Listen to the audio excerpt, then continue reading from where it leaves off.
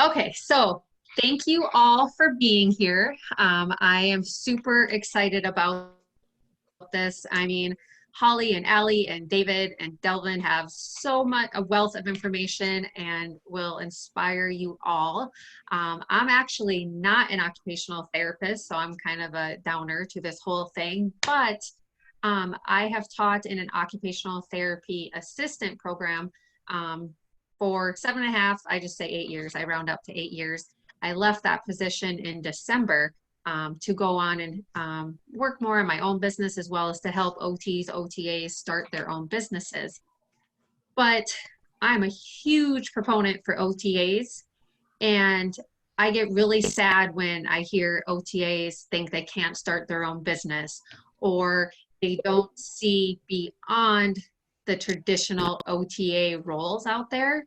One of my favorite assignments we did was actually the capstone project in our OTA program, was when the students had to research something that they were really passionate about, evidence-based project, and they had to put together, how OT could fit into that. And I told them, think about things that you would like to do and maybe a business you could eventually start in the future. My last teaching this last fall, we sat down and we were talking about what OTAs could do. And I asked them, if you could do anything, what could it be? And they were really struggling with that. And I said, well, do any of you want to start your own business or think about that? And they're like, we can. And yes, you can. And you can, your OTA degree, another thing that I always stress over and over and over when I taught is your OTA degree is a fabulous degree for so many different positions. The job description does not need to say occupational therapy. One of my favorite jobs I had was I was the director of an early Head Start program, and I was able to start that early Head Start program from the ground up. When I applied for that program, there was not any mention of anything with occupational therapy in it, but I read that description and I'm like, this is something I could do. So we really want you guys to think bigger, dream bigger. You have a great degree that's so good for so many different areas. And yes, you can start a business, and we'll dig more into that as we go. But I want the panel to introduce themselves because that's where we're here to learn from. So David, do you want to start? Sure. Well, I'm Dave Merlo. I am proudly a COTA for probably 36 years. For me, I pursued occupational therapy really as a means to an end, and that I was particularly interested in working with marginalized populations, in particular working with individuals with mental health conditions, psychiatric disabilities, people who are homeless, et cetera. So for me, and going to school to be an OTA was my second round at going to college. So I was looking for something that was efficient, that could get me a job out there. I love to tell people that I have never worked in a traditional occupational therapy clinic a day in my life. I've always been out in the community. After working about 10 years, working my way up in mental health, I entered academia where I have been since, but I still keep my foot out there serving on boards of nonprofit agencies, and I'm board director of AOTA, and I do some other work, some international kind of work as well, which I can get into later. Fabulous, amazing. Okay, let's go to Delvin. Hey guys. So I'm looking here, but my screen is here, but my camera's here, so I'm looking right to the camera. Thank you for having me. I'm up in Champaign. I've been a COTA almost about 16 years. The Occupational Therapy Assistant Program, OTA for me, kind of fell on my lap. I was actually undergrad in Virginia at Norfolk State University. I was exercise. And I graduated in December of 2002. And you may know that OT Master's started in the fall of 2003. So that spring, I was trying to decide what I want to do. I want to go to grad school, OT, PT. So I was working a job as a rehab tech for rehab care in spring of 2003. And so they said, hey, Delvin, you good worker, hey, work with us for a while. You stay with us, we will give you a grant scholarship to go to the local OTA program. So I was like, hey, that was awesome. I wasn't going to grad school now. I was the last class of the certificate program in 2003. So I kind of fell right in that. And so that's how I became an OTA. And then I never looked back since. And so I went on to graduate school, but I said, I didn't want to put all my eggs in the same basket. So I found my skill, which is very important now. Praise God. I went to graduate school at Howard University for public health, health education and public health policy. And it's paid off tremendously. I can talk more about them, throughout the panel. Awesome. Thank you. I mute myself between okay. Yeah, my dogs go off, and then I forget I mute myself. So okay. Holly, do you want to go next? Sure. So hi, everybody. I'm Holly. I am a COTA. I've been a COTA for a little over 2 years now. I graduated from Penn State University, and I am co-founder of Purpose Therapy Box with Allie. She's below me. So I'll go into the older adult population section of our business, but pretty much we were in our level 2 field works, and we were both in a nursing home, and we saw just the profound depression and isolation that the patients faced. And we decided, how can we help them with more than just therapy sessions?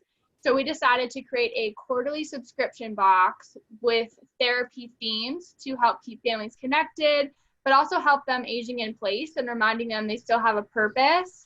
And families can upload their photos and messages every quarter so they can stay connected. And especially now it's nice because a lot of restrictions are still going on in the US, so it's a safe way to stay connected.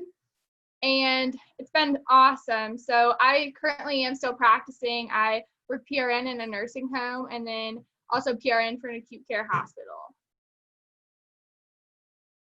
Fabulous. Thank you. And Allie. So I'm Allie, and as Holly said, I'm her co-founder of Purpose, and I also graduated from Penn State. That's where we met in our OTA program. We were the only traditional students in our class, so we kind of bonded over that. People in the class, so we were together through it all. But we also got our bachelor's degree in HDFS while we were there, Human Development and Family Studies. So I think that's paired really well with our OTA degree and has helped us kind of in our path. But I'm actually working right now in the hospital that I did my level 2 clinicals in. I've been there for just under 3 years now, and I love it. I do acute care, and I actually do pediatric and adult outpatient there. So I get a little bit of everything while we're there. So that's good. And Holly kind of cut out a little bit when she was talking about purpose. So I don't want to say the same thing she said, and I'm sure we'll get into it a little bit later too. But yeah, we started Purpose when we were in college, and just had a passion for working with older adults and helping them stay connected to their families. And we are so excited that we've expanded to kind of offer a box and some cool OT apparel. I don't know if you can see my shirt much, but to occupational therapists. So we're growing, and we're really excited to share it with you guys. And I just can't, I mean, you two are, everyone needs to look up to you two that are in school, because I mean, you guys literally started this on your level 2 field work. So students can start businesses too. You don't have to be an OT. You don't have to be an OTA. You could even start it as a student. So I recently interviewed another OT student that had started her business already while in school. So I just think it's awesome, everything you guys have done. So, okay, let's get into the questions. So we'll focus on the questions that we received beforehand, and then we'll come back and try to answer as many questions in the group. So the first question or kind of topic area that we're going to discuss is other options, non-traditional settings. And I'm going to share a few questions specifically that come in, but overall, non-traditional settings and other opportunities for OTAs. So these are the questions. What other opportunities are out there for a fresh COTA? What other opportunities are available besides skilled nursing facility? Alternative business and jobs. Looking forward to ideas, whether it's a new business venture or transferring my skills to another career. I'm interested in assistive technology and non-traditional settings. So I think we get this question a lot. What other options are out there in all other alternative areas or non-traditional settings? So Delvin, do you want to start on this one? Hello, are you there? Okay, so good. Thank you for the question. So what I would say first is location and your state regulations. That way you got to know where to start. What I always tell students and folks who are coming up in OTs that where I always say usually wherever there's an OT, there can be an OTA based on your state practice act. Just know that. Some facilities may not do it because of their own business model. They may not hire OTAs for whatever reason. But if there's an OT there, and an OTA can work in that setting. What I always say is that if I would ask a fresh COTA, fresh COTA, do you have another degree? Do you have a bachelor's degree? Do you have other certifications? I would ask them, what are your passions? And that would kind of let me know where to where I would lead them and in what direction. I think for me, I'm currently working in assistive technology. The job, just like you said, the job description, you have to sell yourself. And so it happened, like by the grace of God, it just fell in my lap again. I don't know what has happened. So last year in October, when it had, when PDPM hit, I said, it's not looking good right now. So I just started applying for different jobs. And I really love assistive technology, that with equipment, wheelchair, seating mobility. So I applied for all of the assistive technology jobs that were in my area, all of them. And so one job called me back. It was like, it's like unbelievable. And so the job didn't say OT at all, but I know I had skill sets that the job looked for.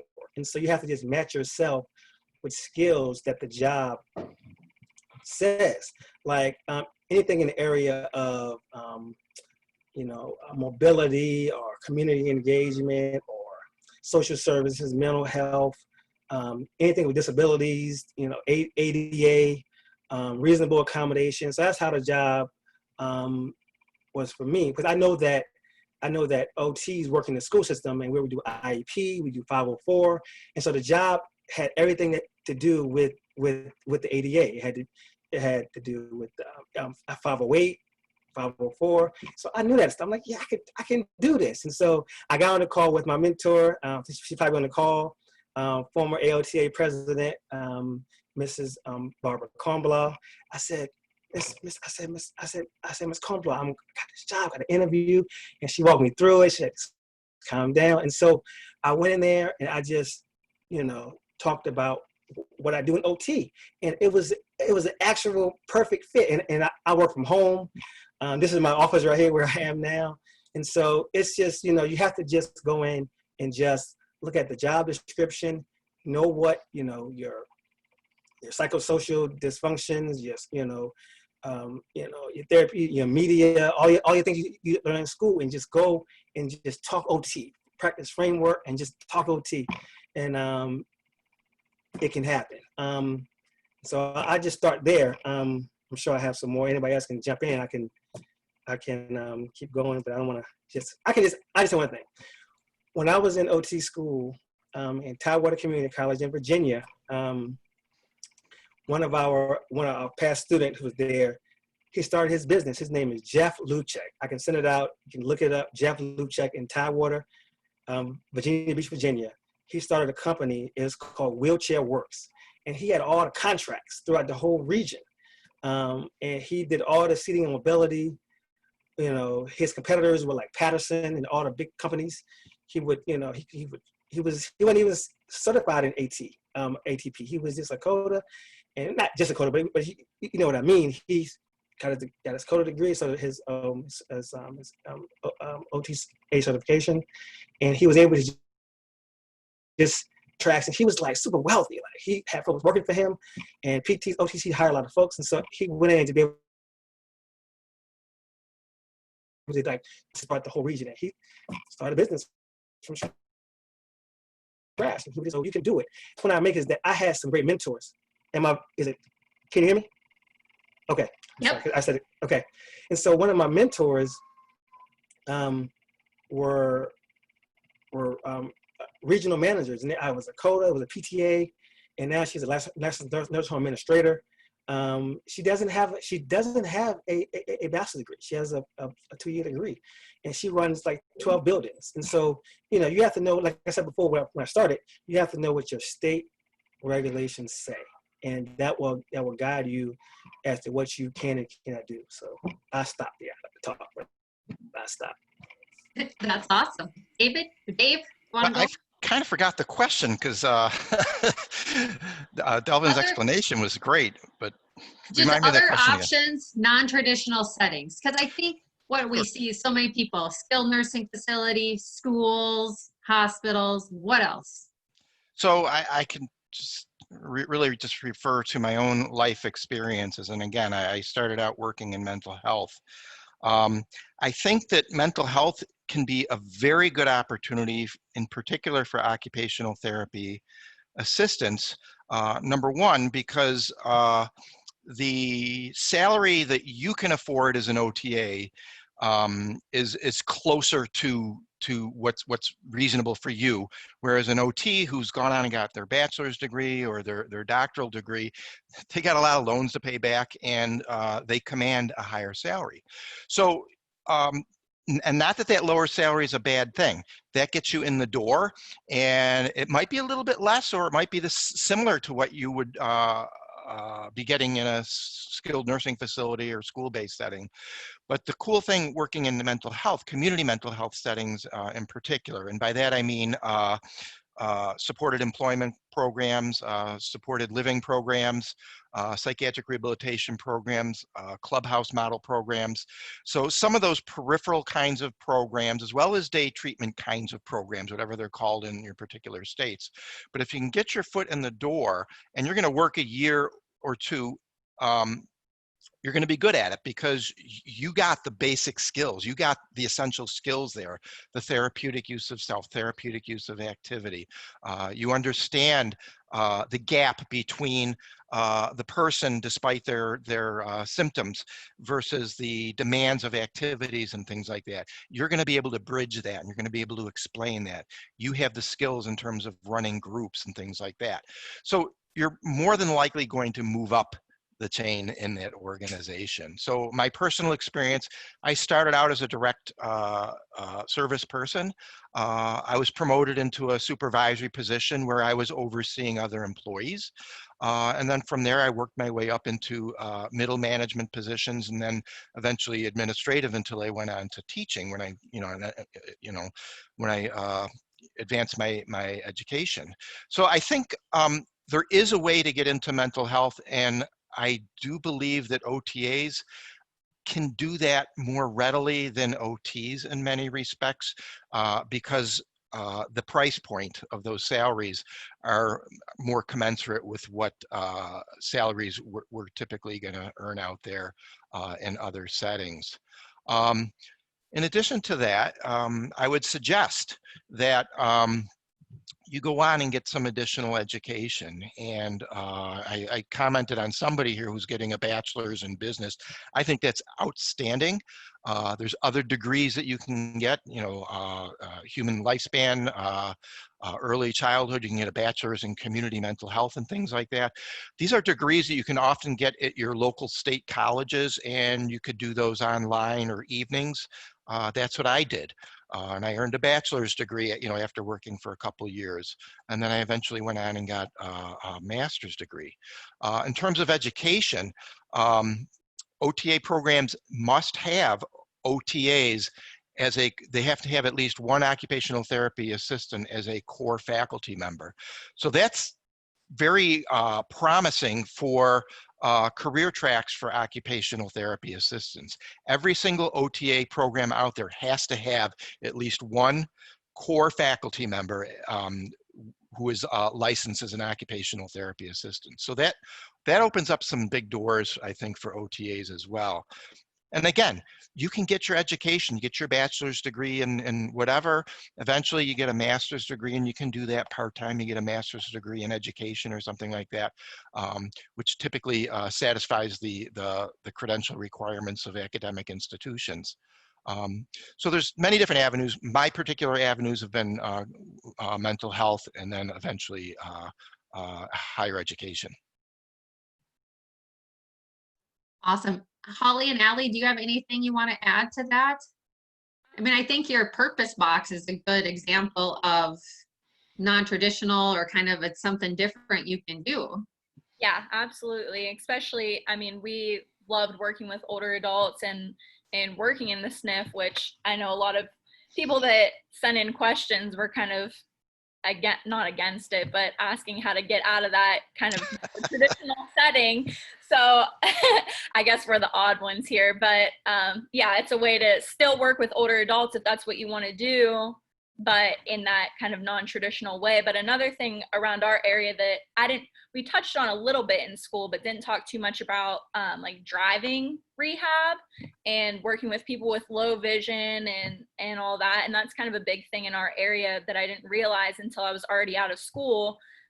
Not something that I've really looked into as of right now, but I think it's really, really interesting and a great program, and possibly down the line would be very interested in doing that, because in the hospital we work a lot with outpatient people with low vision. So a lot of their top things is they want to be able to drive, and it's not something that we're able to really focus too heavily on in the hospital, but those different programs that we have around here are great for that. So that's just something that's a little different that you don't hear too many people talking about, but is a big part of OT.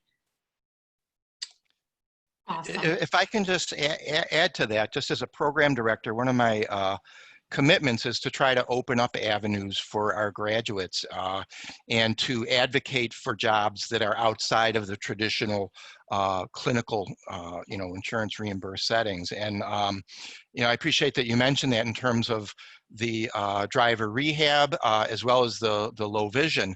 And we worked with 2 agencies in our area to open up those positions, and we were able to foster the employment of brand new OTA graduates, one in a driver rehab program. We sold that agency on the idea that our graduates come out with a really good skill set. They're ready to jump in and start going through whatever training that they have. And we also worked with an agency that works with people who are blind and visually impaired. And because we took our students there for tours, for field trips to those facilities, and just talking with the faculty there, the staff there, and explaining to them the role of OT, they were very intrigued by that, and they developed a position that really was a glove fit for our graduates, and we were able to employ or help out one of our graduates to become employed in that agency, and they did a great job and still do. That's awesome. And before we go on to the next question, I just wrote down some things off the top of my head that some of our students have done, or some of COTAs that I know have done. So I know OTAs that have started their own pediatric business and home modification business. I know some that are doing yoga, wellness type businesses, therapeutic, nature-based camps. Some go on to be like an activities director. Even like my job with the early Head Start, even like directors are working in those types of programs. Teaching, like Dave mentioned, is huge. Working in public health, aging services. Another big one, we have a list of a ton of different ones to consider. And like, I know quite a few that are virtual assistants for other therapists that do, and I just published a podcast on this, so you guys can kind of check that out. But web design, graphic design, video editing, social media management, copywriting. There's a huge need for copywriting. I'm always needing people for copywriting. Creating online businesses, course and product creation. I don't know if any of you have heard of autonomy. It's been around, but it's been a big push lately.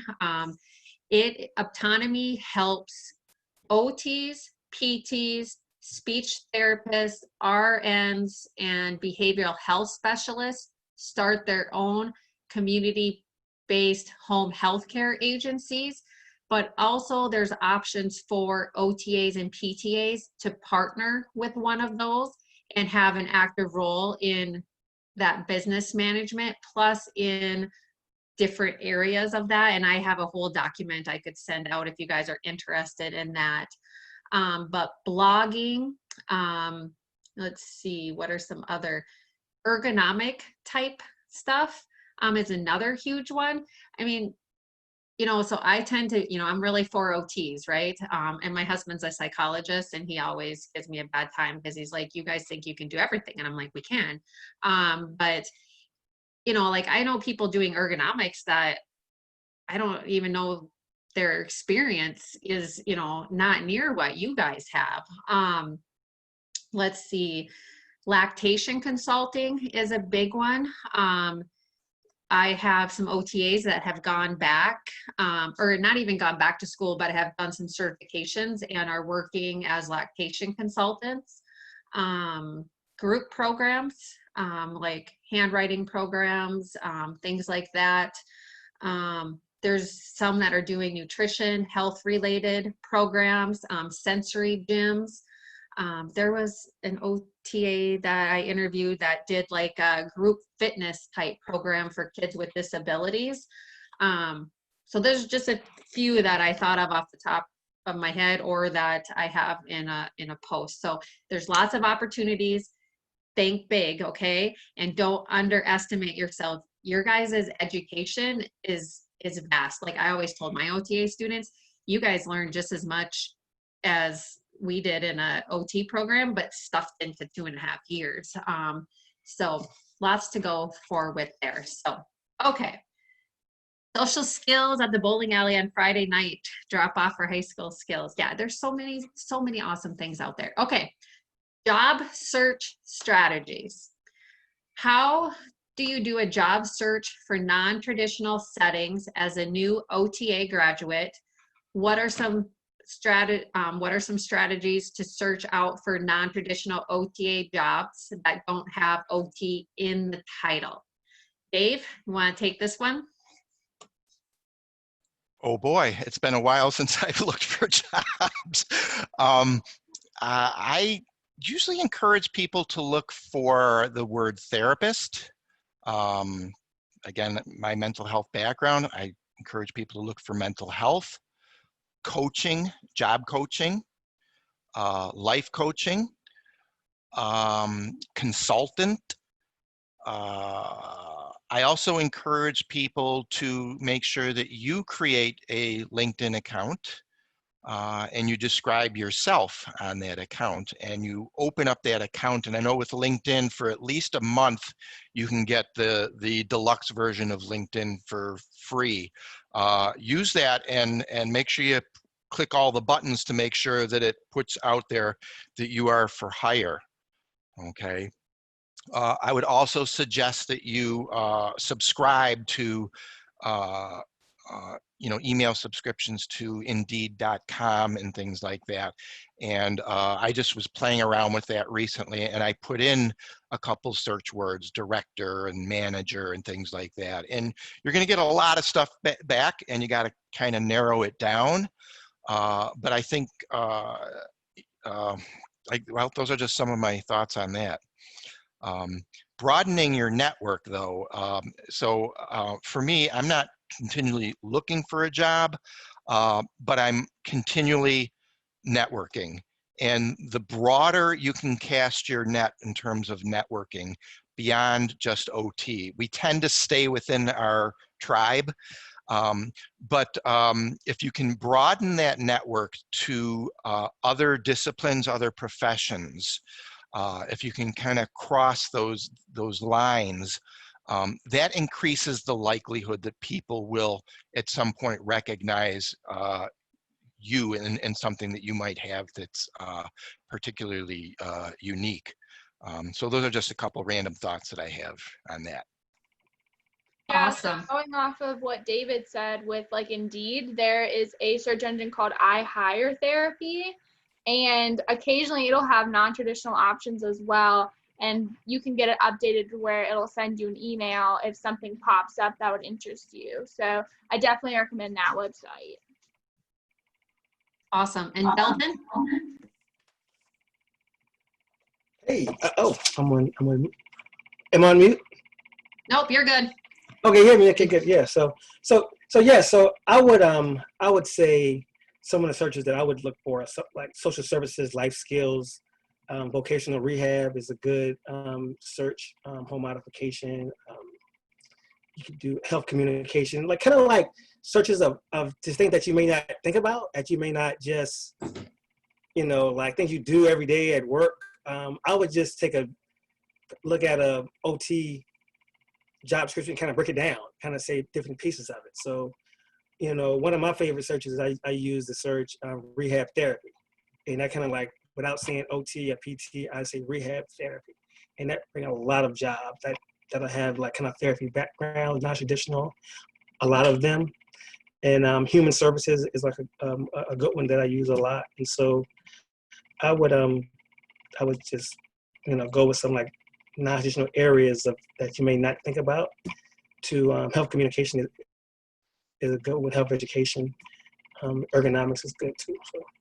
And can I add one more to Delvin's is case manager is another real good one. Mm-hmm. AOTA has a real Actually. good article on the role of occupational therapy in case management, and especially as we're looking more and more towards affordable care, managed care, and things like that, we're seeing insurance companies that are kind of carving out niches out there where they're looking for people that are going to be able to manage the wellness and manage the care of particular populations. So again, it's not occupational therapy, but it incorporates our skill and knowledge set very much so.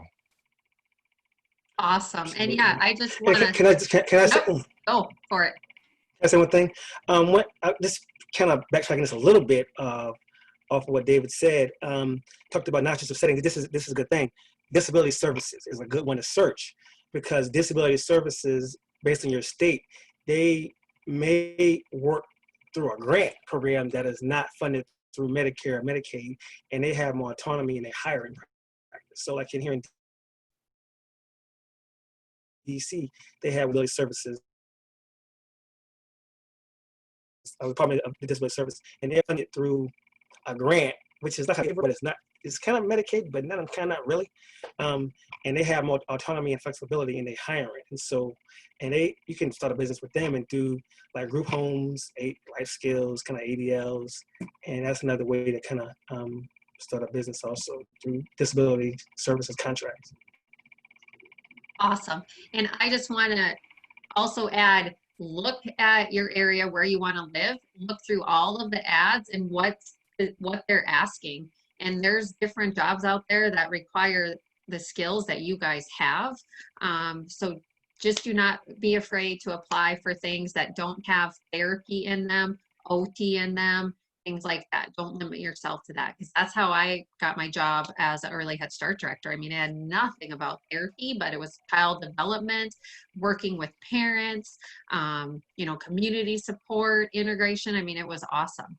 And I always get my husband crap because he made us move up to North Dakota. Otherwise, I think I would still be working there. So, okay, let's move on to starting a business. So this is a big one. Lots of people just ask questions. I would love to know what other opportunities are out there. I would love to know what type of businesses I could start. I have been, what are the requirements to start a business? Do I need an OTR? Do I not need an OTR? Things like that. So, Holly, you're going to start with that one. Sure. So I guess to start, we are the sole owners of Purpose, and we're just COTA, so we don't need an OTR. We sell, products that we create, and there's a lot of really cool, kind of how you mentioned with graphic design. That's definitely in need in our niche, but definitely reaching out. Penn State helped us a lot. Also reaching out to free resources in our community, which includes, the SBDC and community colleges and students, seeing if you can learn from them, their marketing programs. It was a little bit tough for us because we both don't have a business, like a background in business or a business degree. So everybody that's commenting that I see over there that's saying, like they're going for business and OT, I love that. I think that's such an awesome idea, and you're on the right track for sure. I would also say we learned a lot. So, everything that we've created for Purpose, we have done ourselves, from the website to, designing t-shirts. And it's a lot of work. It's very time consuming, but you can do it if you, set your mind to it and you're passionate about it. So don't be intimidated. You just got to work through it. YouTube it, Google it, but you'll figure it out if you really want to. And I definitely would say you should invest in legal help just to make sure initially right off the bat you are in the correct spot and you're on the correct pathway for taxes and just for liability purposes. So that would be kind of something that I would definitely recommend you invest in. And then aside from that, just staying consistent and building an audience and listening to the audience and helping to serve them. Fabulous. Does anyone else want to touch on this one? Otherwise, I will a little bit. I would just say Holly kind of touched on it already, but one of the main things we always say to people when they ask us about starting a business is we always say you have to be passionate about what you're doing. You can't just start a random business and think you're going to go all the way with it if it's not something that you're truly interested in and passionate about.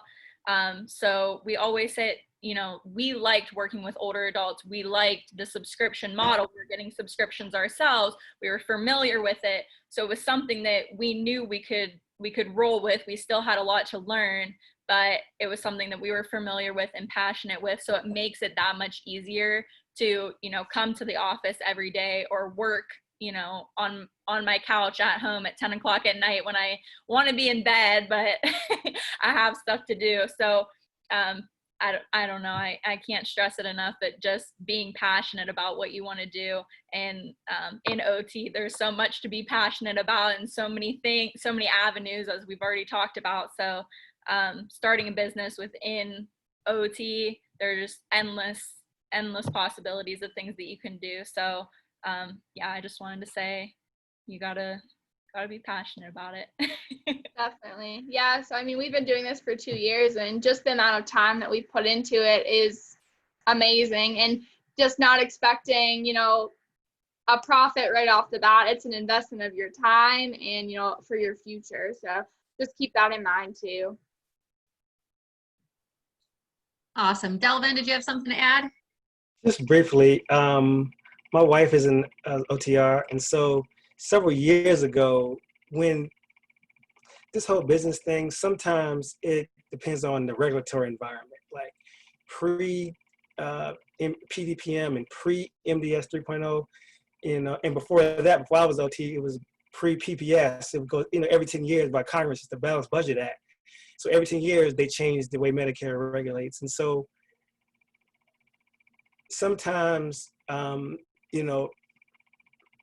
it's great to have out-the-box thinking, because if you try to tailor a business to the Medicare environment, it's going to be hard, because because right now we know a lot of businesses that depend upon Medicare heavily are closing down because they're starting to consolidate. And so, me and my wife started a business several years ago, and back in the 2010, 11 era, 2009, 2010, before MDS 3.0, you could get a contract with a rehab company contract and do staffing and do your own time. But then they cut those out because they wanted to do in-house staffing. And so now they're starting to cut down on even travelers. So that's one thing I say too. Try to start a business that's not, always so heavily Medicare dependent. And sometimes that may be helpful. Fabulous. So we had a question about what was your impetus to start your business? Holly and Allie, do you want to answer that one? Yeah, so really for us, when we were in the nursing homes, just seeing that there was a really lack of morale and motivation to get, they didn't even want to get out of bed because they're like, nobody's coming to see us. And, my family, like, they forgot about me, and we're like, no, like, they didn't, like, you still have a purpose. And how can we help them kind of beyond the, 30 to 53-minute therapy sessions? So that really, like, just started a fire for us, because we're like, okay, now what can we do that's kind of with our generation and relevant to kind of business? And that was definitely the subscription model. Delvin, how about you with starting your business?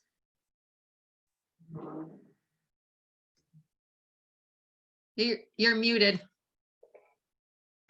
So it was an easy process to get the business started, but then you have to do more. You have to so sometimes you have to actually work the contracts. But I mean, it was not a hard process for as the paperwork you do to get an LLC, you go to do your auto corporation. That wasn't as difficult, but trying to sustain contracts and working and trying to hire staff, it was somewhat difficult. And so, but you got to just persevere. I think anything that we're having is worth working for. So. Awesome. So I'm going to give you guys some examples of different OTs that have started their business. So one OT that I had interviewed started her own pediatric-based business, and she hires an OT to do the supervision or the evaluation and supervise her. Okay, so you can start your own business and you can hire the OT to work for you. No problem with that, right? I know OTs that have started their business with like home mods and safety. But the only thing with that, you got to be careful that you're not providing services that are skilled and medically necessary. That would fall under Medicare Part B. But some people really focus on, some of the basic things for prevention and things like that. We actually have a program called Therapy Business Builder program, where we help therapists start their business, because when I started my business as an OT, I did not have a business degree and I was not going to go back to school for business. So I got training through business courses and different mastermind groups and so forth. And then we have a group of therapists that do different things that allow us to help therapists start their own business. And we have a COTA that is actually starting her own business for older adults. And with that, you just got to be careful with a Med B, because currently, for example, what I do is mobile occupational therapy in the home, and I primarily bill Medicare Part B. And currently, OTAs cannot go into the home under Medicare Part B private practice and do that by themselves, which is goofy. But there's hope in sight. There was some legislation they're trying to introduce, because why can an OTA go into a home under Medicare Part A and not under Medicare Part B? But for instance, say I'm seeing a client for Medicare Part B. Eventually, we're going to discharge them, right? And they could use wellness or more preventative approaches. The OTA can go in and do those type of services. Or another example, like a lot of my clients, they need more than what I can come in. And currently, I work with another agency, and they provide, just basic level caregiver stuff. But OTAs could go in and we could, pay $50 an hour to do more of the restorative maintenance types programs. So there's options out there. I know an OTA that is started a pediatric contracting business for schools, where she started a business and they contract out to schools. Let me see. There's a lot more out there, but that's just a few of them. So There are some good programs popping up. There's a lot of different OTs across the United States that are starting business coaching programs. And we can come up and connect you with them. I was just talking with Trish Williams. She's actually out of Canada. Laura, and I always butcher her name, Figueroa. She does coaching, and she has a nature-based practice. Nature-based camps is another good one. Starting nature-based therapeutic camps. I know an OT that has started that, and she uses her OT skills, but she's not providing OT services. So that could be another type of business you could start. So you just got to really think outside of the box, and you can hire, like I love what Barbara, put in here. You can hire the OT to do the part that you need the OT to do. But there are some things that you can do that you don't even need an OT with as well. So again, think outside of the box. There's things you can do out there.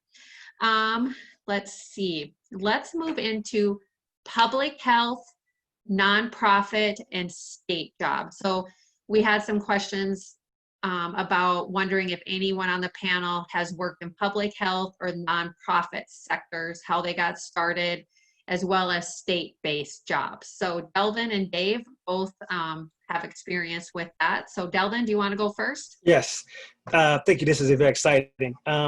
So when I was an undergrad, my undergrad degree was in health education, exercise science. And so that you could do with that, you could be a physical education teacher, you could teach health in K through 12, or you could do, like fitness certifications, conditioning, and so forth. And so I went on to do OT. And then, like I said before, when I was doing, want to go to grad school, I decided to do my graduate degree in health education. That was my passion, working in the community, creating programs that can, reduce chronic disease and so forth. And so when I did my program, it was here at Howard University in Washington, D.C. And it was a great program. And and you affiliated with the American Public Health Association, which is the big national, it's like the AOTA of public health, pretty much. And I subsequently was able to get certified as a CHES, which is it's a Certified Health Education Specialist, which is a great certification that most public health professionals acquire. And a lot of jobs, if you just type in CHES, less jobs just pop up. And so, with my program in health education, public health policy, it was able to open up all kinds of doors for me. And so when I was doing my program in 2008, there was legislation. So, you tie your public health into OT. And so in 2008, there was a piece of legislation that came before AOTA. It was called oral health. It's called the Medicare, which is very important. The Medicare Oral Health Enhancement Rehab Act. And what that legislation would do, and back up, that's what I did my thesis on for my graduate degree. And so what that legislation would do, it would allow dentists to refer oral hygiene services, ADL services under occupational therapy, under Medicare. Because currently, you guys may not know, currently dentists can't bill for Medicare. Dentists can bill for Medicaid if you're low income or if you have some kind of disability. You can make it oral health service, oral hygiene service. So for people who need dental services, you got to either have private insurance or pay cash when you become work for what doesn't work for Medicare. And so we all know, if you may know, research shows that folks with oral hygiene issues have poor chronic disease. So your oral hygiene impacts your blood pressure, your heart disease, diabetes. And so, so I was able to tie in all of my OT skills as far as working in nursing homes. And so the project we did was we worked in nursing homes where we were able to educate seniors on why your oral hygiene is important, because it could reduce some of your disabilities for chronic disease. And so public health, it ties right into occupational therapy. And so, because especially if you're in a community, when you go to someone's home doing home health or doing aging in place or doing ADL training, It's to, medication management or chronic disease management, how to take your medication, how to monitor your blood pressure. If you're at home or you're a senior, you may have mental issues, dementia and so forth. And so it all ties together. And so public health, I would recommend as a great opportunity for, if you don't want to go to OT school or go to grad school for a different area, public health is a great option. And so you could tie it right into OT. So that's my kind of public health OT kind of dynamic going on right there. So Okay. I'll stop there. So again, I'll speak from my experience working in and with a nonprofit organization. And if you're a student or you're already working out there, typically you're going to find nonprofit organizations out there, for-profit organizations, and then government-operated organizations. Some of those nonprofit organizations get some of their funding through the government. So the government is essentially subcontracting out to these nonprofit organizations because they do a good job and they do it quite efficiently. They pay very close attention to meeting very specific outcomes. So I think kind of related to what Delvin was talking about in terms of public health is this term that has kind of entered our new ACOTA standards that references social determinants of health. And to me, that's, in particular, OTAs should begin to look at that. So what we mean by social determinants of health, we're looking at those other things other than the disease itself, the genetic or the biological predisposition for a disease or sickness. What are the other factors that influence the incidence of that particular disease in certain populations? So for example, I think a very good example is just with the whole COVID thing. Why is it that there was, as we understand it, a disproportionately large number of Black and brown people that were being diagnosed with COVID? And it's more likely that it's less likely that they are more biologically or physically predisposed to COVID. It's because of their social factors that influence them, the jobs that they have, that they tend to have, the places that they live and things like that. So as a society, we're becoming much more interested in some of those social determinants of health. And that's really putting a lot of emphasis on things that these nonprofit organizations could do to address some of those social factors that affect health. So for example, working with individuals who have a severe mental illness, those are oftentimes people who are of low socioeconomic status. They don't have jobs. It's difficult for them to keep jobs because of the severity or persistence of their illness. These are people, because they have low income, live in parts of the city where there's not access to food, healthy foods, supermarkets nearby. They're not able to access social activities that you and I access because they can't afford it. So a lot of these nonprofit agencies are addressing those social determinants of health. And their job is to produce positive outcomes to, for example, decrease the incidence of rehospitalizations among people who are seriously mentally ill, or to increase the likelihood that they're going to choose and get and keep a job. So these nonprofit organizations are doing a lot of these kind of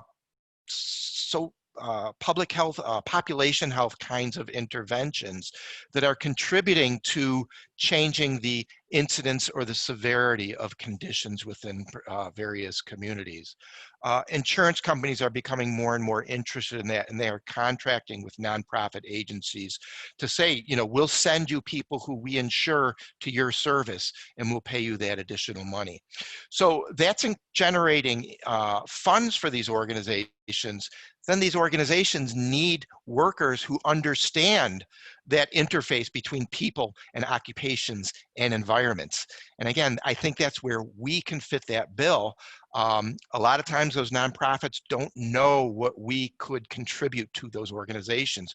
So that's where it really requires your ability to go in and communicate and speak that language. Understand the population that they're working with, understand what their outcomes are, understanding and to be able to also suggest some of the kinds of strategies that you are qualified to be able to employ in using group process and individual one-on-one approaches, teaching classes, developing curricula and things like that, on-site job coaching and residential coaching and things like that.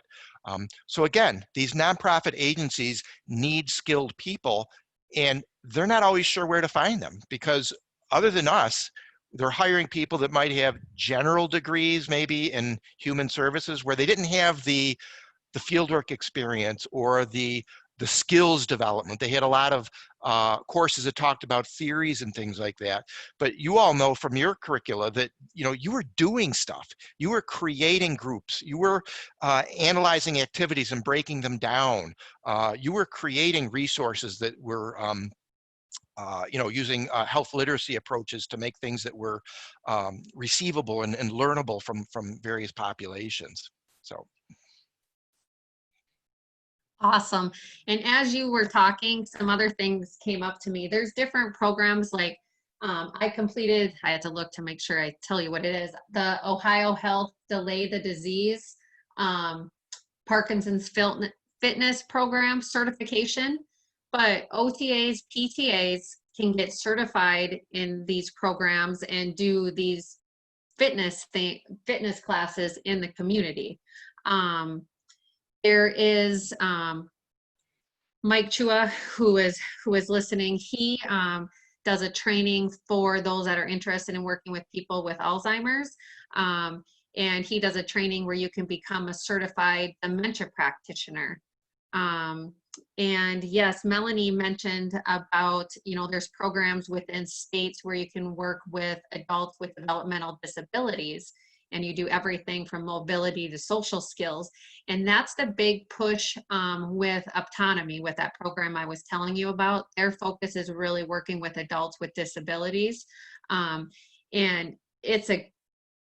they have direct support professionals, but then they have other higher levels, but like students, OT and PTA students, to be direct support professionals when they're going through school, and then they can kind of move up the ranks, and there are some other different opportunities out there. So, okay, sorry, let me move on to the next question. Mental health. Would love to know how I find jobs in mental health or unconventional settings. I'm interested in opportunities to work in mental health or social emotional learning.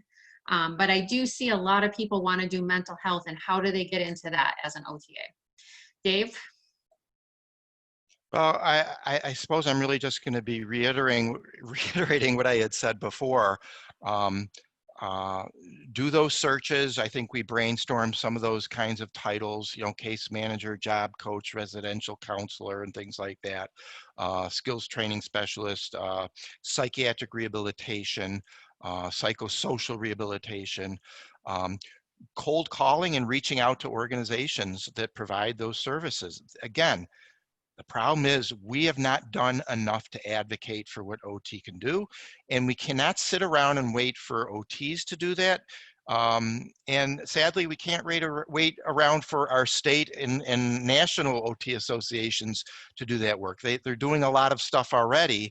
And some people are saying, well, we're waiting for OT to be recognized as a qualified mental health practitioner. You can get jobs in mental health. And it's just a matter of getting your foot in the door and speaking with people. I would encourage people to broaden your scope and your network. Join organizations. I'm a member of the National Psychiatric Rehabilitation Association.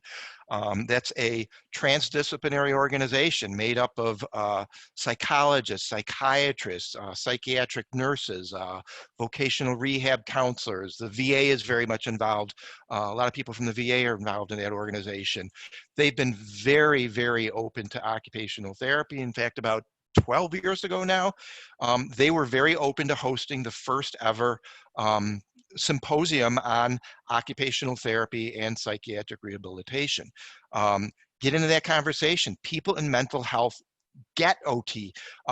Don't walk in as if you have the magic bullet, because what you're going to find is they're already doing stuff that we've already talked about. Okay. OT, in a sense, lost some ground back in the 70s and 80s during deinstitutionalization. So don't walk in there thinking that you're the answer to everything. But what you do offer is a skill set and a knowledge base that's very much compatible with what's going on. You understand occupation, engagement, volition, therapeutic use of self. Okay, you understand all of those things, so you need to be able to confidently explain that to employers so that they understand that you get it. But there are many jobs out there in mental health.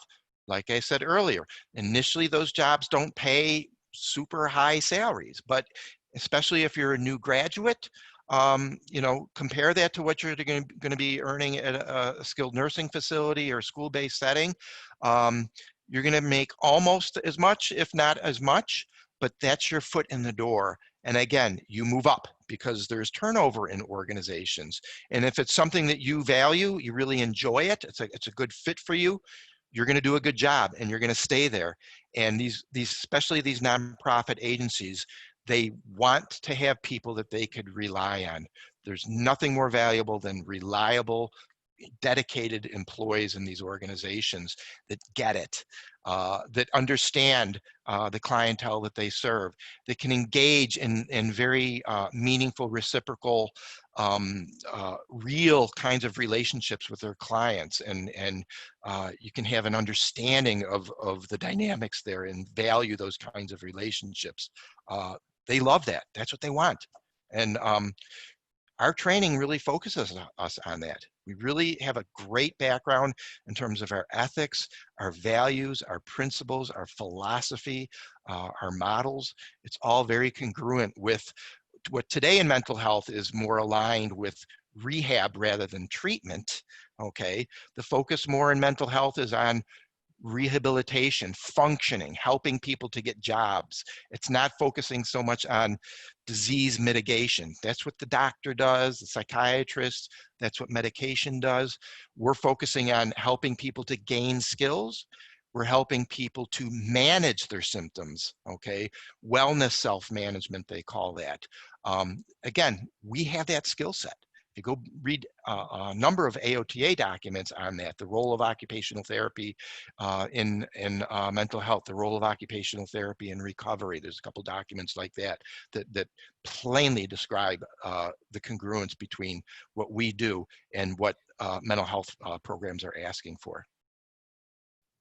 Fabulous, great information. And I mentioned this on the chat online, but for those of you on Facebook, I recently met with all of the regional care consultants for the Alzheimer's Association in North Dakota. And they were all going through and introducing themselves and their background. And my mind was thinking, perfect job for an OTA or OT as well. So yeah, another great area. So thank you, And Dave. just to add to that, just any of these advocacy organizations that focus on particular disabilities or conditions out there. Again, if a particular population is something that you're passionate about, look to those organizations, and there may be jobs in those places as well. Yeah, excellent. This was an interesting one and a good one. Ideas for mature OTA students. I hope you will address options for career changes and for more mature OTA students like myself, age 68, especially in the coronavirus pandemic environment. Anyone have any thoughts on that?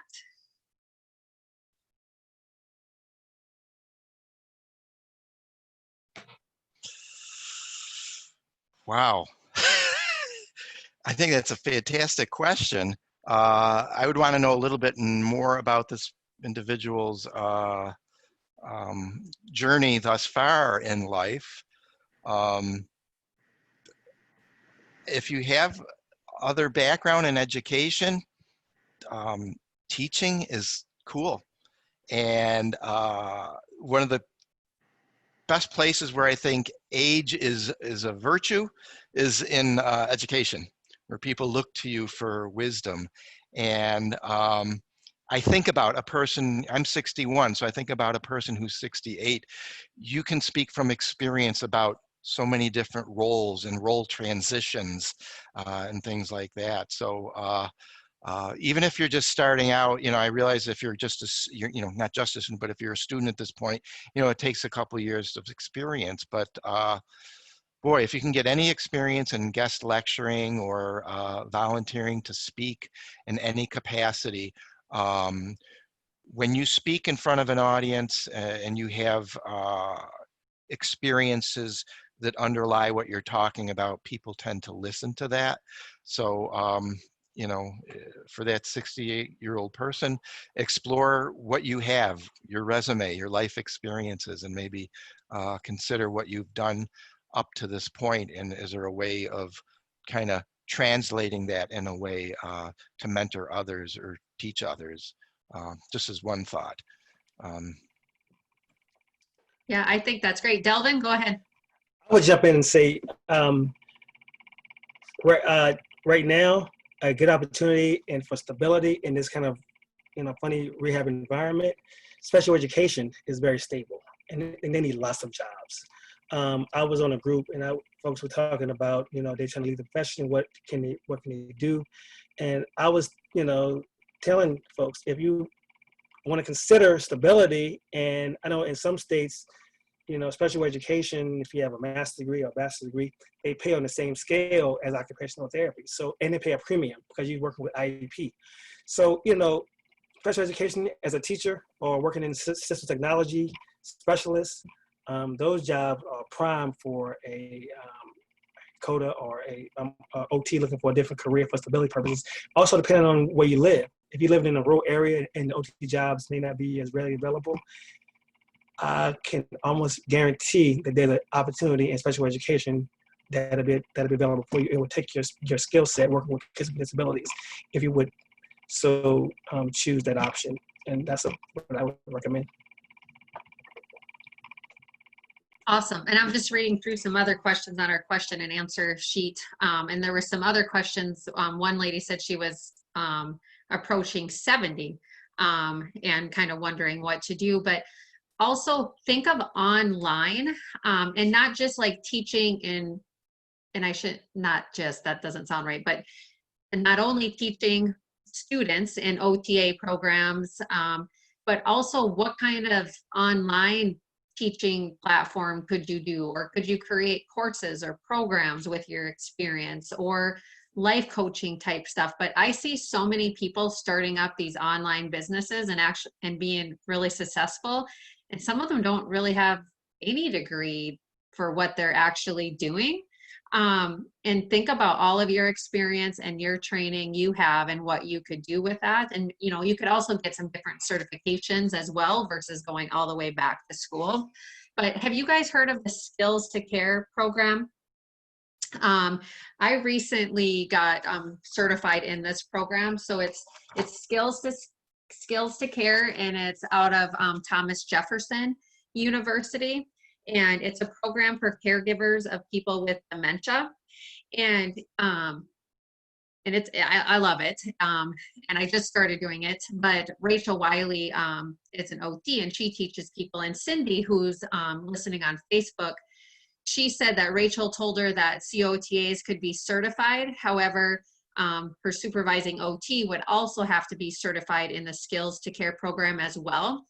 But just like this program, you could do all online, and you could start your own business that you're working with caregivers of people with dementia, and you could hire an OT who's also trained in the Skills to Care program that could do like the initial evaluation, things like that. But you could also do the sessions after that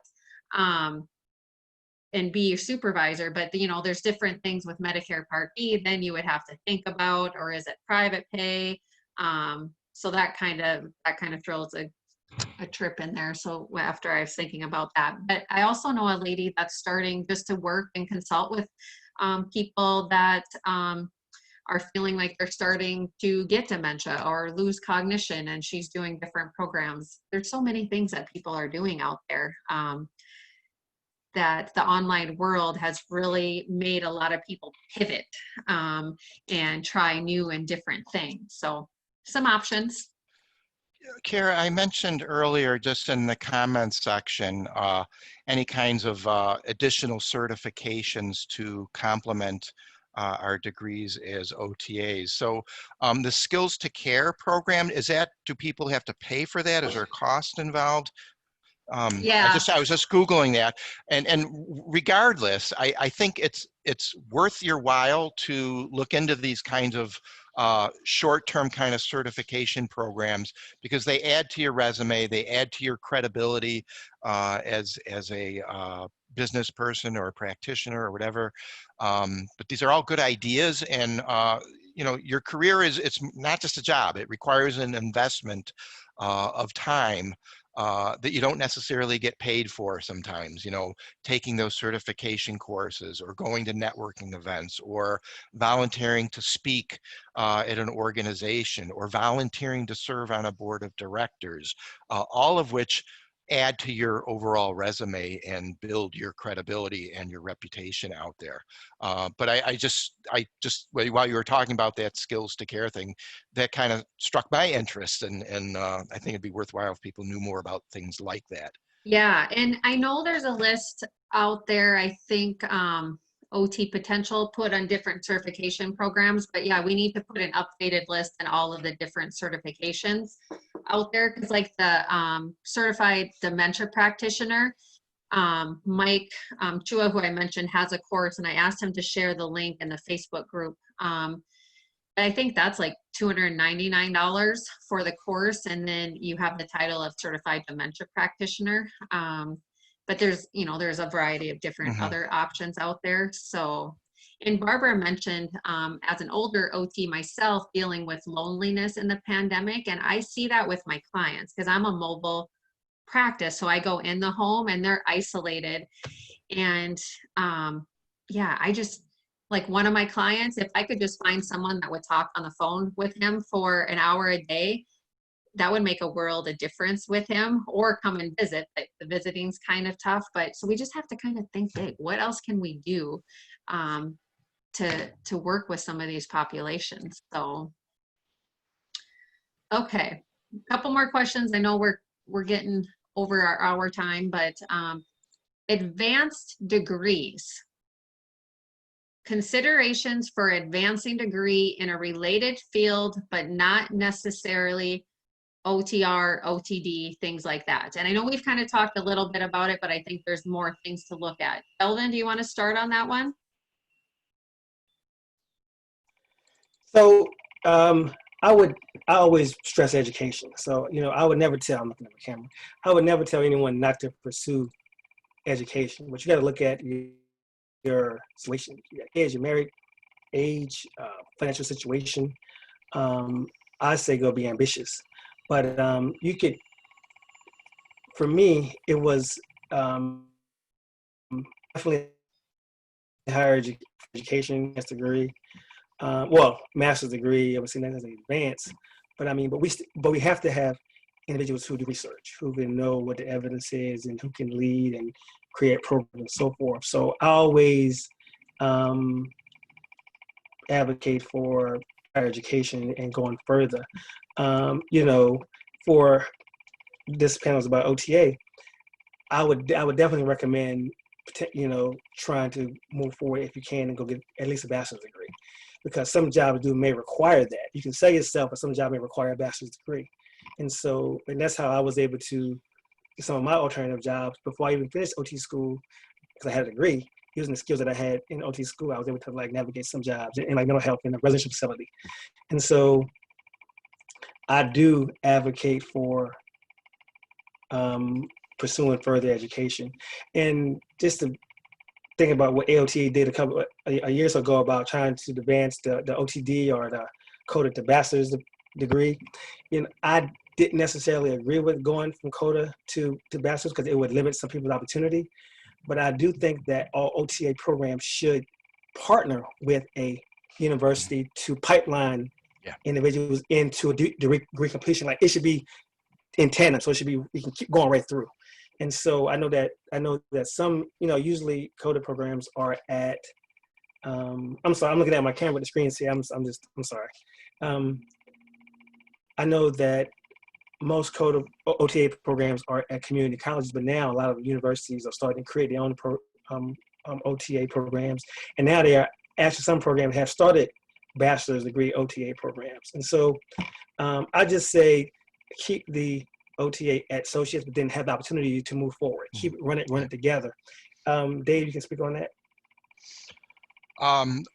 Other than agree with that, yeah. Find the bachelor program that will take as many as your credits as possible. And find something that complements your degree. If you find a bachelor degree program that is more general in nature, say a social science degree or a bachelor's degree in community mental health or things like that, oftentimes they're going to look closely at your fieldwork. They might give you some credit for that, as well as some of your coursework. So don't make it too complicated for yourself. Find the bachelor's degree that is affordable, that is convenient and relevant, and complements your very specialized degree as an OTA. I think it's very helpful, very appropriate to broaden your academic breadth, so to speak, because OTA programs are so crammed, we can't fit everything in we would love to teach.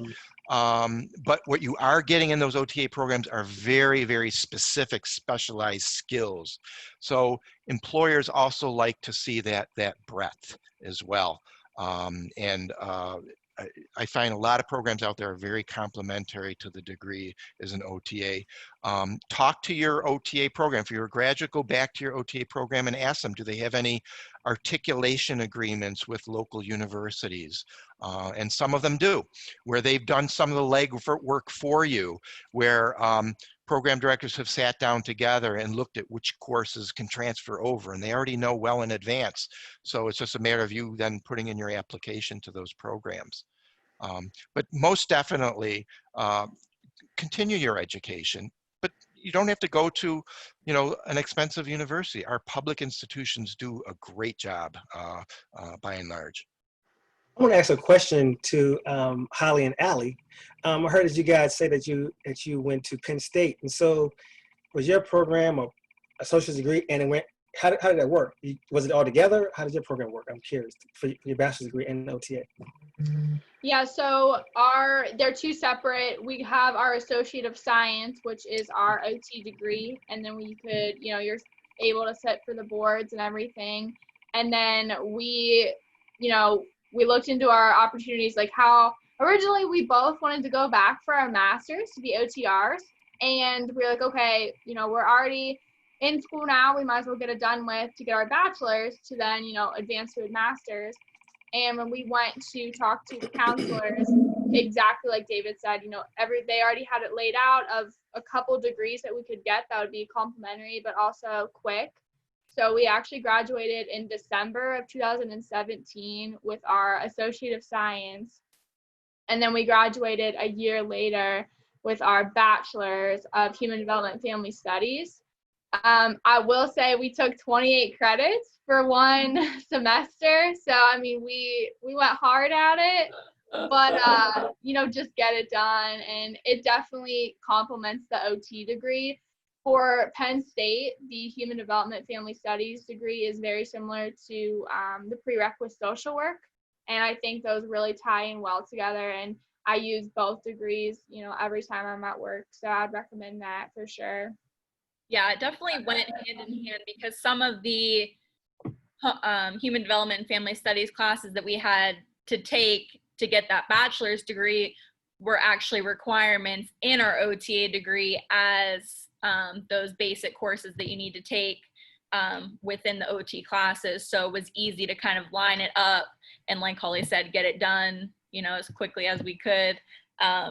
but we kind of had already taken a lot of the classes that we needed to just transition right into that bachelor's degree. And I think that was kind of their intent with that, is that if you wanted to go to this OTA program, but also get a bachelor's degree, that it was an easy transition into that program. So it worked well for us. Awesome. Thanks, guys. Supervision, OTA versus OTR roles. Please talk about supervision between COTA and OTR, along with a recap of things that an OTA can do independently. Dave?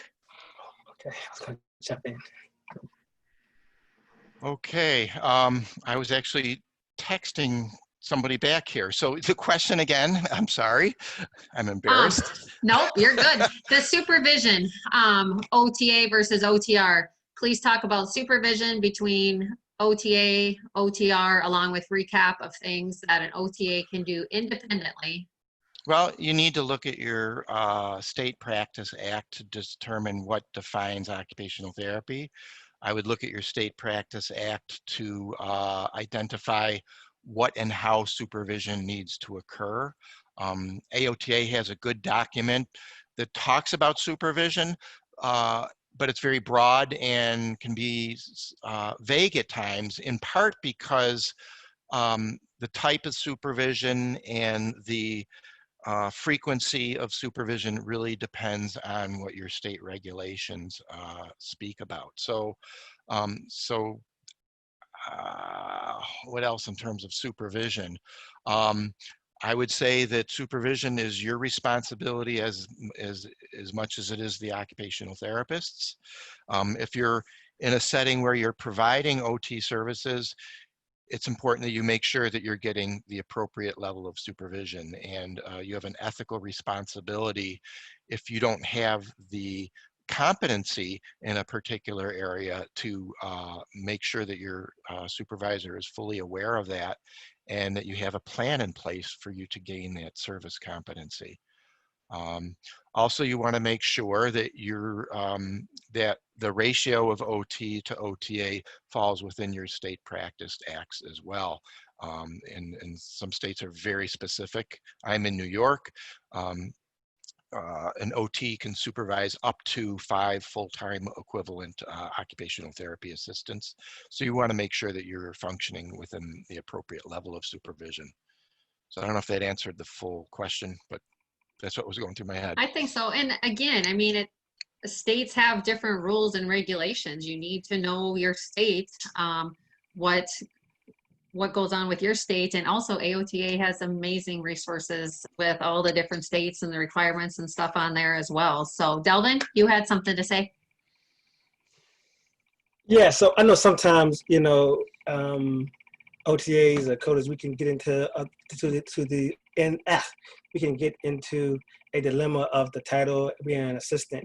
But if you just know that regarding non-traditional setting where you're not working under occupational therapy, the AOTA defines both OTR and COTA both as occupational therapy practitioner.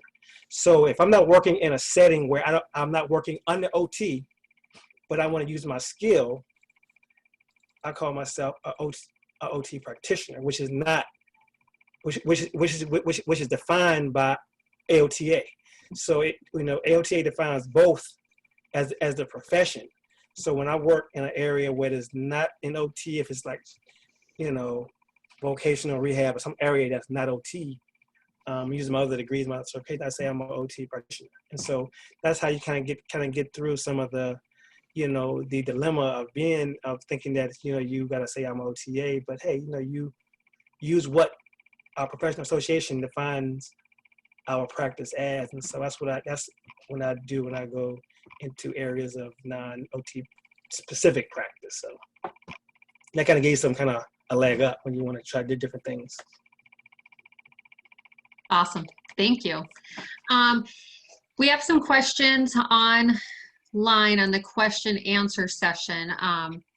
Karen said, I see the need for fall prevention education in my community. If I get certified through AOTA, how would I go about getting paid to teach in the community? Anyone have thoughts on that?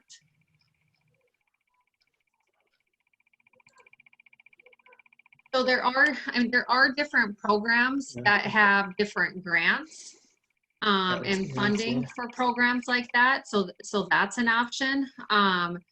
You know, you can start your own business, but you know, you got to make sure people are being willing to pay for those services and so forth. But there are different programs out there that do provide those types of services. Do you guys have any other things to add to that, or anyone watching have anything to add? I would only add just the, you know, looking for those grants and, you know, grants, you know, I'm not a big, I don't know a lot about grants. So again, draw upon your network, find maybe an OT out there or the local OT school or OTA program that might have some more knowledge regarding that. They might be able to help you. You might be able to partner with an OT on something like that. I've partnered with OTs as much as I can because I value what they bring to the table.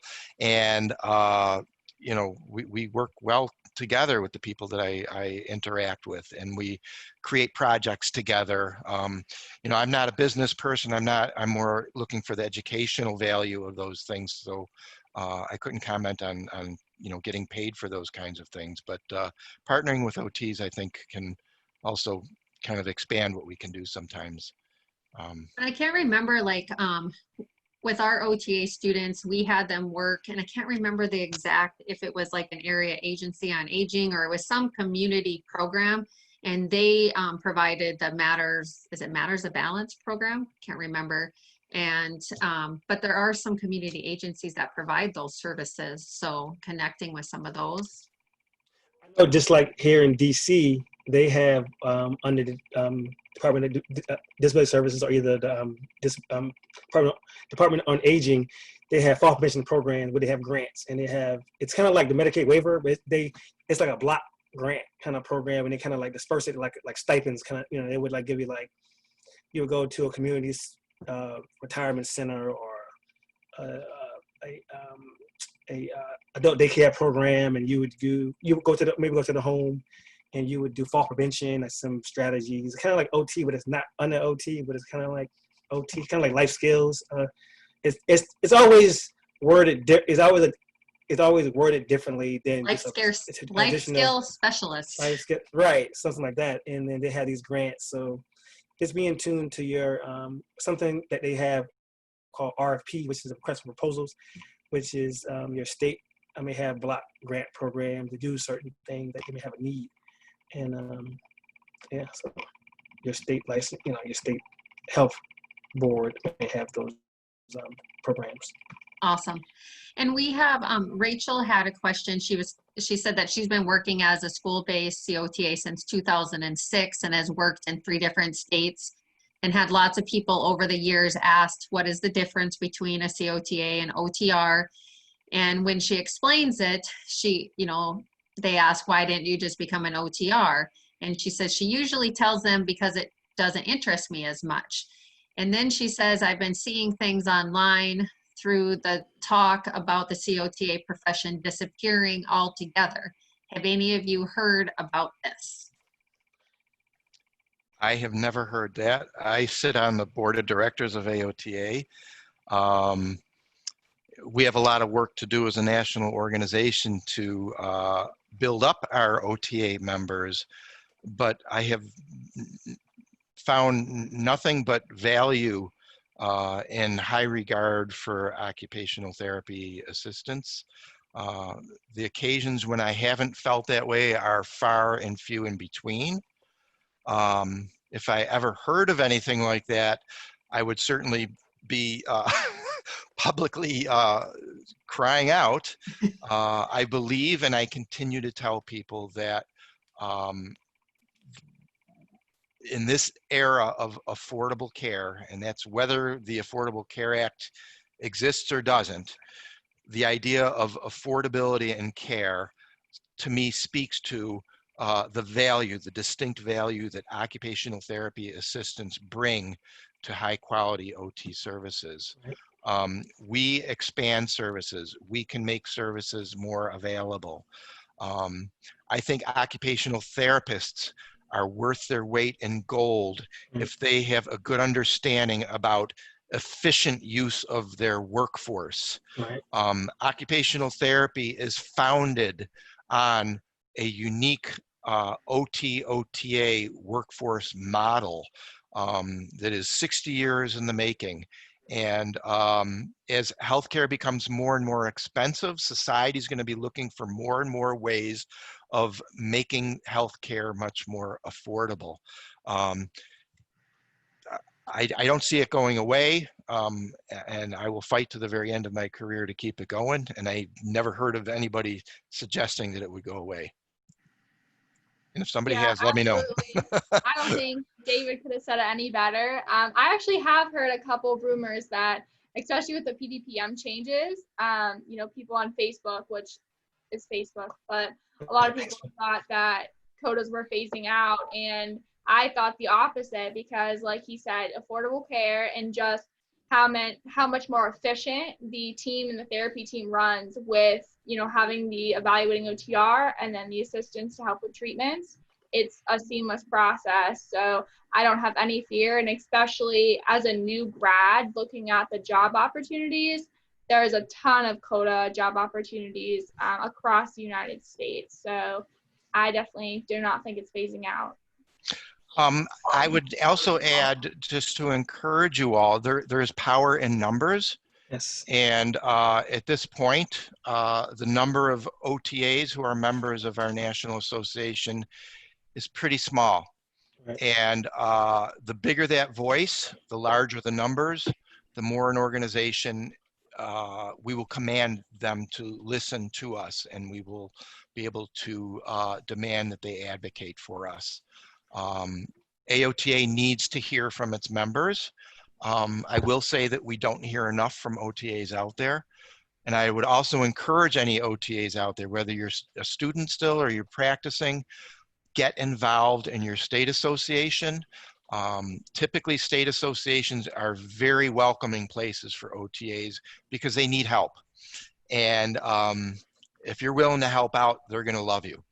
And not to use your state association simply as a stepping stone, but AOTA, when they look for future leaders, they tend to look for people who have established themselves on the state and regional level first. So that is a way to grow into national leadership. I would also say my opportunities in national leadership have been probably some of the best experiences I've had in my career. And I have absolutely no regrets. I love the people that I've been able to interact with. It's been one of the coolest things in my entire career to be able to sit at a boardroom table at the American Occupational Therapy Association and speak from the perspective of an occupational therapy assistant. I feel very proud and privileged to do that. But we need more OTAs to do that. And that's what's going to ensure that we're going to be around for a long, long time. I was just going to say it's imperative that we get engaged with advocacy. Just a step further to what David said about joining your association and your AOTA. I'm in DC. I serve on the board of DC OTA, and we're right here in DC. So every day is advocacy for us. So I previously served years ago. I served as the RA for DC, which is the Representative Assembly, which is like the OT's Congress. And so I'm fully engaged with what's going on, with what's going on Capitol Hill. We have to know what's going on Capitol Hill. It's critical. This is, you know, some of the reasons why we have PDPM. Is Congress created PDPM. And so I have it here. I put the link just a second ago. On September 14th through the 18th, they're having a virtual Hill Day this year. And so you have to get engaged with your representative and let them know that PDPM is hurting jobs, write letters, you gotta call them and email them, because it's critical because every October they have the new budget that's coming out. And so if we wanna change, if we get the right kind of advocacy, and we have to let them know that they gotta put in to repeal some of those regulations that came forth with the PDPM to protect jobs. And so if we don't get engaged with AOTA and our legislative process, which is critical. That what hurts jobs. That's what's going to hurt the career. But like I said before, when we have the cuts that are coming in 2022, the 15%, the 20%, is that right? 15%. That's Congress. That's legislation, and so we can repeal that potentially if we get engaged. And so we have to let our Congress folks know that jobs are at stake, and livelihoods are at stake. Families are at stake. And so it's critical to get engaged with your advocacy on Hill Day in your national association. Holly and I went to Hill Day, I think it was 2017 maybe. We went down to DC, and I mean, it was an amazing opportunity. And as David said too, I mean, just speaking from the perspective of an OTA, I mean, you could honestly tell that they cared. I mean, you're looking right into their faces and you're talking to them about what you do every single day and educating them. It was a great opportunity, and I'm glad they're doing the virtual because we can't go because of COVID, but it's a great opportunity to get involved. Yeah, for sure. And everything everyone said, and also just going back to be a member of AOTA, and like the OT matters, the OT talks and the OTAs talk and OTAs matter are great Facebook groups for you guys to be involved in as well, and your state associations. So much that you guys can help do. We had someone ask, could you please advise, and we already kind of talked about this. This was Darla about the older OTA students. She says she'll be 70 years young when she graduates, but she also says, I also speak Spanish.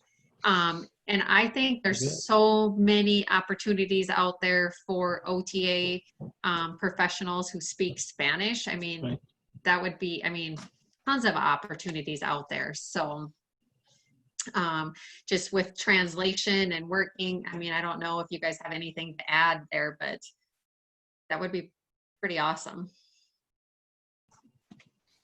Let's see. Go ahead, Delvin. No, I was just, that's an important, you can get involved with your MDI group, the Multicultural Diversity and Inclusion Network with AOTA, which is critical.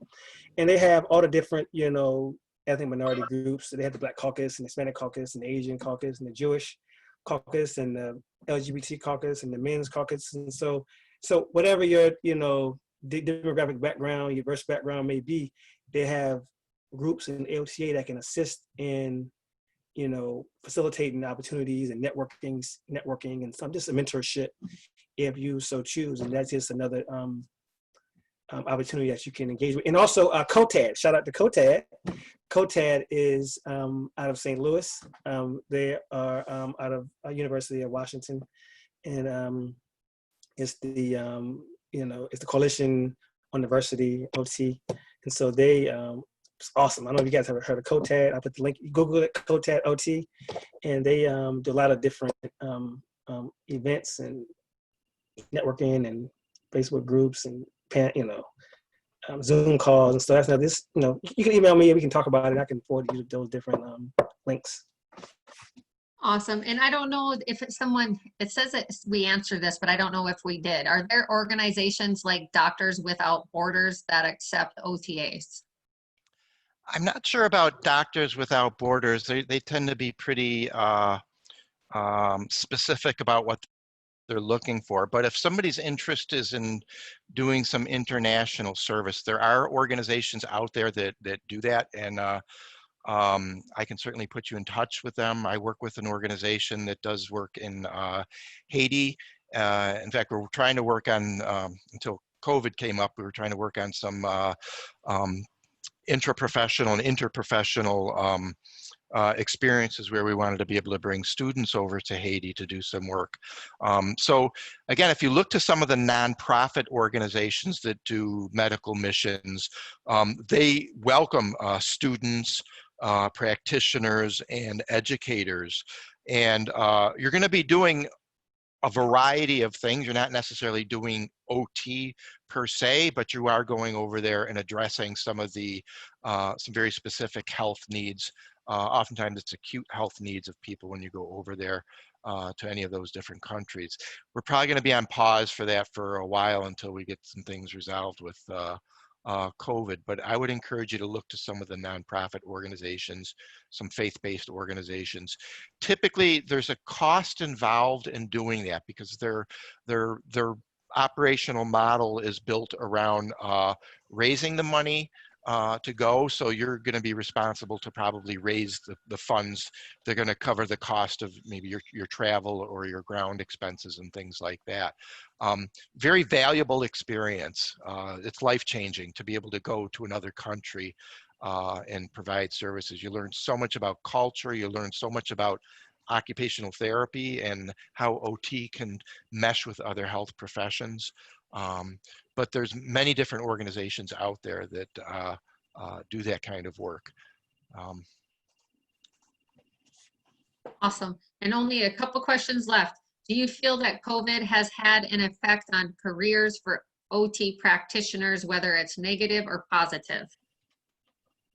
I would say yes, and only the fact that I live in a very small community, so we haven't been hit extremely hard with COVID, but because of all of the shutdowns, we're definitely seeing low census, and because we had to, when we were in the red, we had to cancel all of our outpatient services for that time being, and now that we're back in the green, trying to call all of our patients and try to get them back to outpatient services has been more difficult than I thought it was going to be.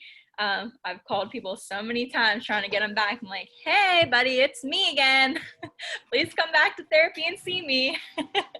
But I would say just trying to transition back to that normal has been a slower process than I thought with COVID. But I mean, in the long run, I think OTs are going to be extremely busy once we hit that certain mark. So I would say a lot of places are seeing a hit, but I think it's going to spike right back up and even more than we saw before. Yeah, I agree. So our facility, we are still limiting admits. We've been limiting admits since like early March.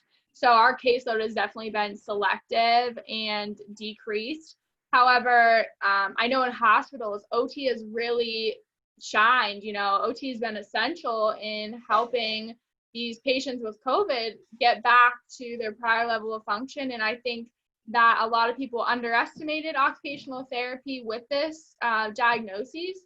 So I think a positive that comes out of this is how we can continue to advocate and really show our value in helping, you know, rehab and all different diverse diagnoses. And a lot of people are wanting to stay at home, not go into skilled nursing facilities, not going into assisted living facilities or even independent apartments. So, you know, how can we get in there and help these people, you know, live at home?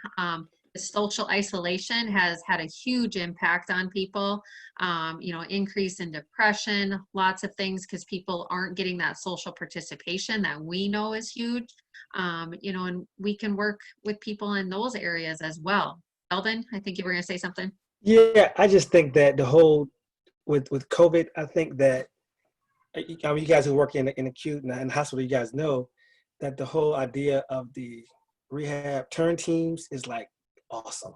I mean, that shows the true value of occupational therapy and rehab in general because you know, with the whole respiratory issue and lungs and breathing and energy conservation and being able to, you know, have respiratory and efficiency is important because, and it shows that how rehab is able to contribute to COVID outcomes. With the whole idea, if you Google it, you know, rehab turn teams, you know, it's just amazing what therapy is able to do to help COVID patients have good outcomes. And so I think that it's just great. So.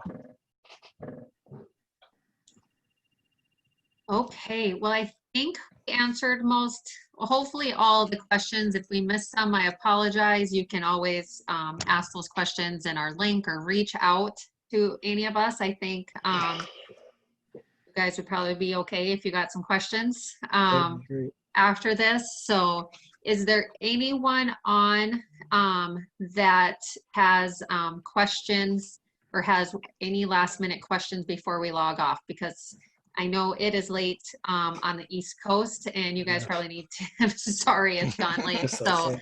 any last minute questions? Otherwise, we'll move on. And again, maybe we can do something like this again, not just a one and done thing, and bring on some, add some more people to our panel or bring you guys back on. I just want OTAs to stop thinking that you can't start your own business, that the only thing you can do is traditional OT. There's lots of opportunities out there for you guys, okay? So dream big, right? Okay. Thank you, everyone. Have a fabulous night. I don't see any other questions. Panelists, do you guys have any last minute things you want to share? Just to express my appreciation to have this dialogue. We really need to have more visibility within our OT community. Send emails to AOTA, let them know that you would like for them to host some events like this. I think that that's important. Ask them to provide what's important to you. They need to know what's important. I'm so appreciative, Kara, that you were able to pull this together and you reached out and you did all that you did. This was really wonderful. Thank you very much. Thank you. Yeah, we wouldn't be here without you great panelists. So thank you guys. And yes. Can I say one thing? Yep. You please used do. to, Zoom, you could always save the chat. I'm not seeing it here on this list. When I at the end, I'll be able to save the chat. Okay, you save the chat, okay. It saves as a file. We Okay, have right. one quick last minute question. Sorry. Alyssa, I would like to understand as a COTA or consulting, would I need an OTR to work alongside with me? So again, you need to be aware of your state regs and rules and regulations. If you're doing something that isn't called or being billed for OT, then you don't need an OTR beside you. Some people will question me on that, but like Barbara said, it depends on what you're doing. So we need more specific information on that. But you know, there's people that have started a business that is not, they're not billing for OT. They're not calling themselves an OT business, but they're using their knowledge and skills that they learned in OTA school or OTA school, that you could do something like that. So I hate to say it depends, but it does depend, and you have to look at rules and regulations and so forth as well. So, but reach out. There's lots of us that work with people, OTAs that are starting businesses, and you know, that teach students in OTA programs, that are on the board of directors. There's lots of resources out there to help you guys, okay? So don't just worry about it and never do it. There's people out there to help you get the answers you need. So if you can go ahead and do what you want with that business or program or things you want to develop. So, okay. Thank you guys. Oh, Barbara said it's always helpful to have an OT on contract in certain circumstances. And yes, that's a good thing to think about. So, okay. Thank you guys. Have a fabulous night. I appreciate it. We'll talk to you all soon. Bye guys. Have a great day. Take care. Bye now.